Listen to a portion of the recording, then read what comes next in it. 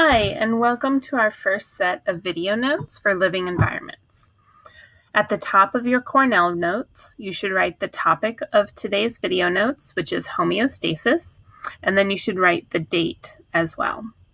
This is so you can keep your notes in chronological order in your binder. Also, don't forget to write your name on it so I know whose notes are whose. So our simple definition for homeostasis is that it means balance.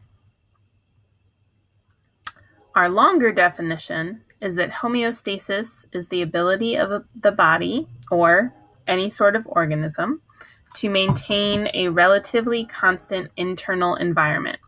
And this is regardless of any external environmental changes. So just because it gets very hot outside does not mean that your body temperature inside should change. So on the left side of your notes, you should write the word homeostasis. And on the right side, you should write down the definition. You might also want to add in underneath the definition or somewhere near it, the word balance. This is to help you remember a very simple one word that can help you remember what homeostasis is. I also wanted to mention that the root word stasis, the end part of that word, means standing still. So again, balance, standing still, keeping things constant, all of this can help you understand what homeostasis is. So organisms need to maintain a balanced and stable concentration of oxygen and carbon dioxide. So you don't want too much or too little. You need to keep a pH of about 7 for most organisms. And so that's not acidic and not basic, just kind of happily in the middle. They need to keep a balanced and stable concentration of nutrients and waste. So don't let waste products build up too much in the organism. And then you also want to keep a steady supply of nutrients so that they can be used in various cellular and organismal processes. You want to keep a balanced and stable concentration of salts and electrolytes. So you don't want too much salt or too little. This will affect something called osmosis and diffusion that we'll talk about in a later unit. You want to keep a balanced and stable volume and pressure of extracellular fluid. So any kind of fluid that's outside of a cell, you don't want it to be too much or too little, otherwise it could exert forces on the cell and make it not function properly. You want to keep constant internal volume and pressure of the fluid. There's fluid inside all cells. And again, we don't want too much force happening inside the cell either. And you want to keep that stable temperature as well. Whatever the organism is used to, that's where you want to keep it. Anything outside of that, and it indicates something is wrong. So with this page, you don't need to write down every single thing on this page. However, you might want to make a brief note on the right-hand side of your notes, maybe summing up one or two of these things, or how it relates back to your understanding of homeostasis. So I would pause, take a look at this slide, and then write a sentence or so.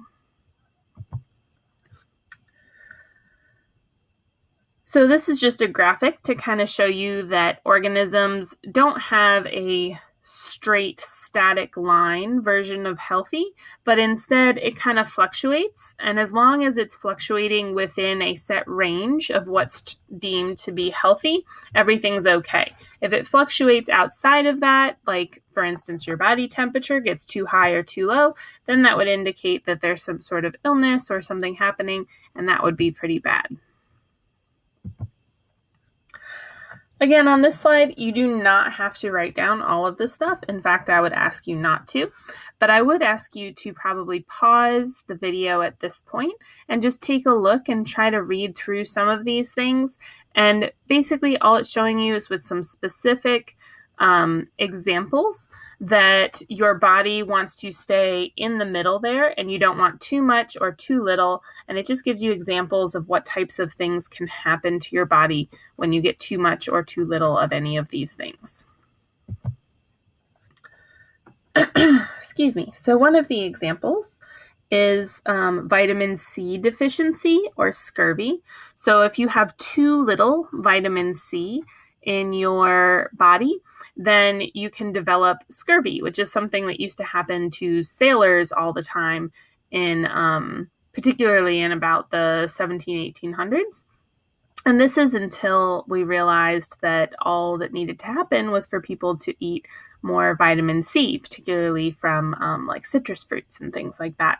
So with scurvy, you can develop periodontal disease or poor teeth health, muscle fatigue and aches, rash, diarrhea, and vomiting. And people could die of scurvy. So it was very serious. So again, you don't want too little vitamin C. You need just the right amount.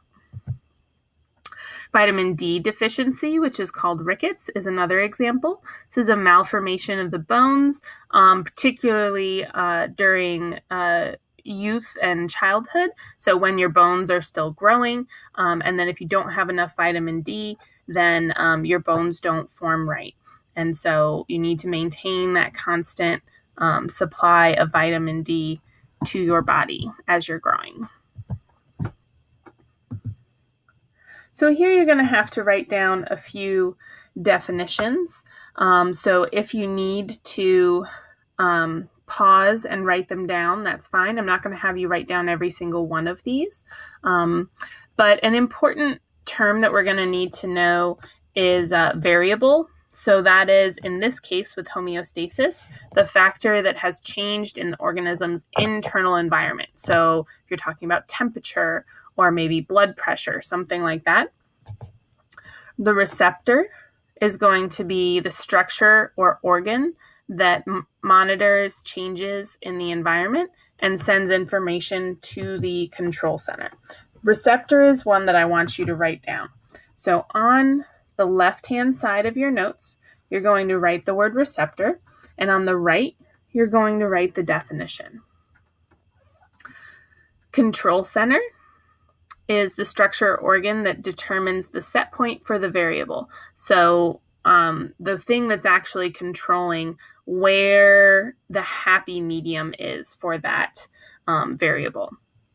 And then the effector is the structure or organ that carries out the response directed by the control center. So the organ that's actually doing whatever it is to maintain that constant balance.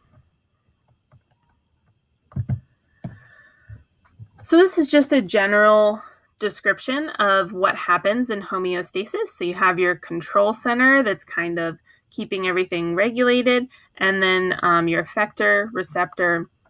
And down on the bottom, you can see that the stimulus is the thing that is changing this. It's causing an imbalance. The receptor then notices this, sends that information to the control center, and then the control center sends out some sort of response to make sure that we get back to normal. And the effector is the thing that is going to change that back to normal. So that is the end of our video notes for today. And then next time, you'll learn a little bit more about how homeostasis is actually controlled.